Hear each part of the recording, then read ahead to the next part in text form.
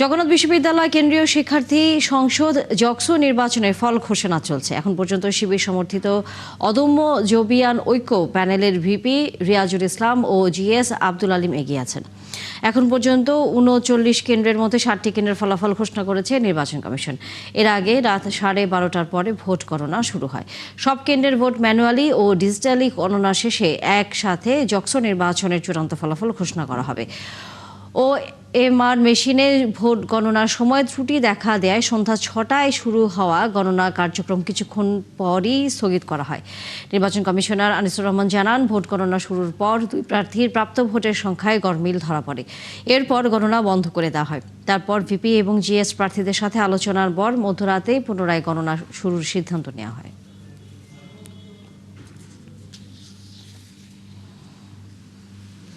জকসো নির্বাচনের ফলাফলের খবর রাখছেন সহকর্মী জুলিয়া তানহা। আমরা যুক্ত হচ্ছে তার সাথে। 72 ঘন্টা ময়েশ্চার লক সমৃদ্ধ লিলি বডি ওয়াশ, শিয়া বাটারের গুডনেস স্কিন রিপেয়ার করে রাখে সফট ও গ্লোয়িং। জুলিয়া তানহা, আমরা বলছিলাম যে এখন পর্যন্ত 7টি কেন্দ্রের ফলাফল ঘোষণা করা হয়েছে। এই সংখ্যাটি আর বেড়েছে কিনা এবং সেখানে কোন প্রার্থী এগিয়ে আছে এখন পর্যন্ত দেখতে পাচ্ছেন?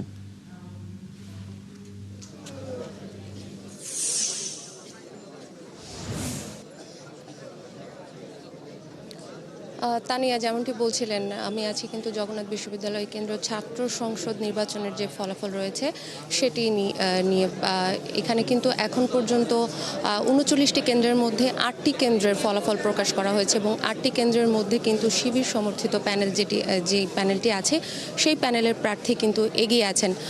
আপনি যদি দেখতে পারেন এখন পর্যন্ত কিন্তু এখানে ভোট গণনা চলছে এবং আপনাকে যদি একটু কেন্দ্রের ফলাফলগুলো একটু জানাই যে টোটাল 8 কেন্দ্রের ফলাফলের মধ্যে শিবির সমর্থিত যে প্যানেল রয়েছে ভিপি প্রার্থী তিনি কিন্তু পেয়েছেন 810 ভোট এবং ছাত্রদল সমর্থিত যে প্যানেল রয়েছে এবং প্রার্থী রয়েছে একেএম রাকিব তিনি কিন্তু পেয়েছেন 804 ভোট এবং এই দুই প্রার্থীর মধ্যে ভোটের ব্যবধান কিন্তু একেবারেই কম, ভোটের ব্যবধান মাত্র 6 এবং ভিপি প্রার্থীতেও কিন্তু শিবির প্রার্থী এগিয়ে আছেন এবং জিএস প্রার্থীর কথা যদি বলি আব্দুল আলিম যিনি শিবির প্যানেল থেকে দাঁড়িয়েছেন তিনি কিন্তু ভোট পেয়েছেন 825 এবং ছাত্রদল সমর্থিত প্যানেলের যে প্রার্থী রয়েছেন জিএস প্রার্থী খাদিজাতুল কুবরা তিনি কিন্তু পেয়েছেন 422 ভোট এবং এই দুই প্রার্থীর মধ্যে ভোটের ব্যবধান কিছুটা বেশি 403 ভোট এবং এখানেও কিন্তু শিবির সমর্থিত প্যানেল এগিয়ে আছে এবং এজিএস প্রার্থী যিনি রয়েছেন এজিএস পদপ্রার্থী সেখানেও কিন্তু একই রকমেরই একটি চিত্র আছে। মাসুদ রানা যিনি শিবির সমর্থিত প্রার্থী তিনি কিন্তু পেয়েছেন 799 ভোট এবং ছাত্রদল সমর্থিত যে প্রার্থী রয়েছেন আতিকুর রহমান তানজিল তিনি পেয়েছেন 650 ভোট এবং এখন পর্যন্ত এই দুই প্রার্থীর মধ্যে ভোটের ব্যবধান কিন্তু 149 ভোট এবং এখানেও এজিএস পদপ্রার্থী এই প্যানেলেও কিন্তু শিবির এগিয়ে আছে এবং আপনাকে যদি আরেকটু তথ্য জানাতে চাই যে গতকাল কিন্তু ভোট গ্রহণ শেষে কিন্তু ভোট গণনা শুরু হতে কিছুটা বিলম্ব হয় এবং 3টা পর্যন্ত ভোট গ্রহণ শেষে কিন্তু প্রথম যখন ভোট গণনা শুরু হয় সেটি কিন্তু মেশিনের কারিগরি জনিত ত্রুটির কারণে রাত 8:50 দিকে কিন্তু স্থগিত করে দেওয়া হয় এবং পরবর্তীতে প্রার্থী সহ অংশীজনের সাথে কিন্তু নির্বাচন কমিশন এবং রিটার্নিং কর্মকর্তারা আলোচনা করেন এবং পরবর্তীতে ওএমআর মেশিনেই কিন্তু ভোট গণনার সিদ্ধান্ত হয়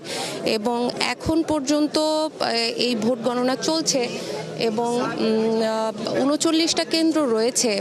39টা কেন্দ্রের মধ্যে মাত্র 8টি কেন্দ্রের ফলাফল প্রকাশিত হলো, এখনও আরও বেশ কিছু কেন্দ্রের ফলাফল ঘোষণা বাকি। একই সাথে আপনাকে আরেকটু তথ্য জানিয়ে রাখতে চাই, এই ভোট বিলম্ব কিন্তু গতকাল রাত থেকেই বেশ কয়েকবার হয়েছে এবং রাত 8:50-এর দিকে যখন ভোট গণনা স্থগিত করা হয় পরবর্তীতে আবার ভোট গণনা শুরু হয় কিন্তু সেটি আবার মঙ্গলবার রাত 12:40 দ্বিতীয় দফায় আবার গণনা শুরু করা হয় এবং এখন পর্যন্ত এই 8টি কেন্দ্রের ফলাফলই আমাদের হাতে এসেছে এবং পরবর্তীতে কিন্তু আরও কেন্দ্রের ফলাফল হাতে আসলে সেই তথ্যটি আমি। ধন্যবাদ জুলিয়া তানহা, যুক্ত হয়েছেন আপনি আমাদের সাথে। আমরা আরও ফলাফল জানবার জন্য পরবর্তীতে ফিরে আসবো। দর্শক, সহকর্মী জুলিয়া তানহা ছিলেন আমাদের সাথে। জগন্নাথ বিশ্ববিদ্যালয়ের যে হল সংসদ নির্বাচন হচ্ছে কেন্দ্রীয়, তার খবরাখবর নিয়ে।